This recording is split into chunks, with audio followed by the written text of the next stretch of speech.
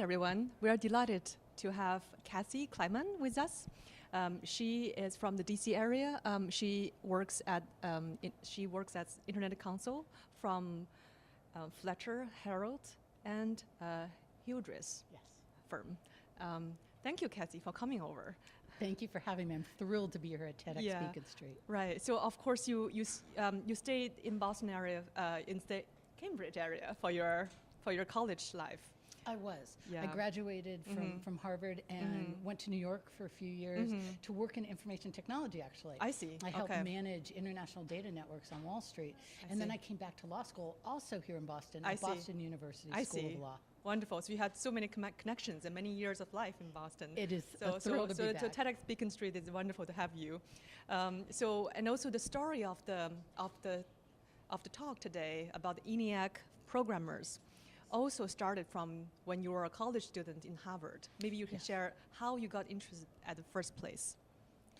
Well, when I went to college, my mother said I could study anything I wanted, but she suggested that I look at computing and take computer science because she said computing would be where the jobs would be. I see. So she's a visionary. She is a visionary.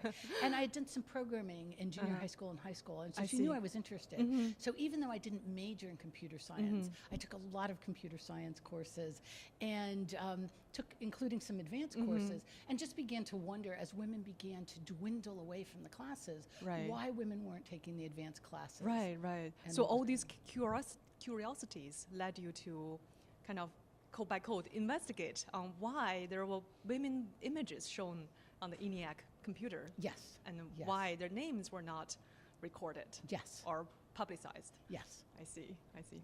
So, so in your project of this ENIAC Programmers, you interview many or quite many women engineers. So what was your tip of interviewing those women engineers? Actually, they were women mathematicians. I see. They were brought in to hand calculate ballistics trajectories during the war.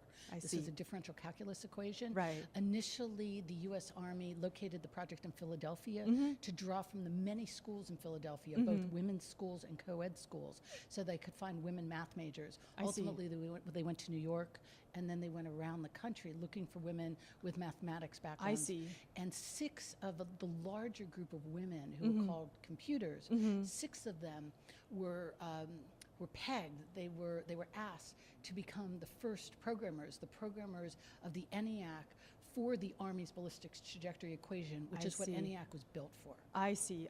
So they were called on a mission, gathered together. Yes. Yeah, but for the historical reasons, their names were not recognized, and then your documentary film really showed the true history of that. Right. Yeah.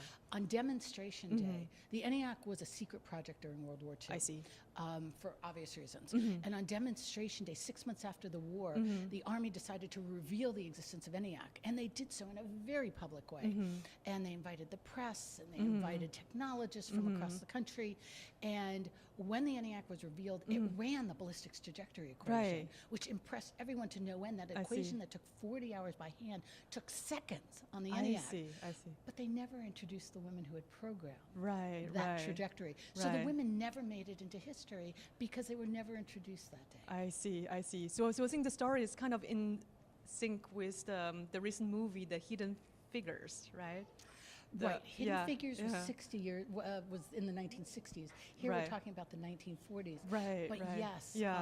And in fact, the woman who found the story of Katherine Johnson is Megan Smith, and she was our first female chief technology officer under President Obama. I see. And she found the story of Katherine Johnson at NASA, but she also helped me arrange the final funding for the ENIAC Programmers documentary, for which I will be eternally grateful to her forever. I see. Wonderful. So if I may ask, I know this project is so successful, so do you have any upcoming project that you are also working on?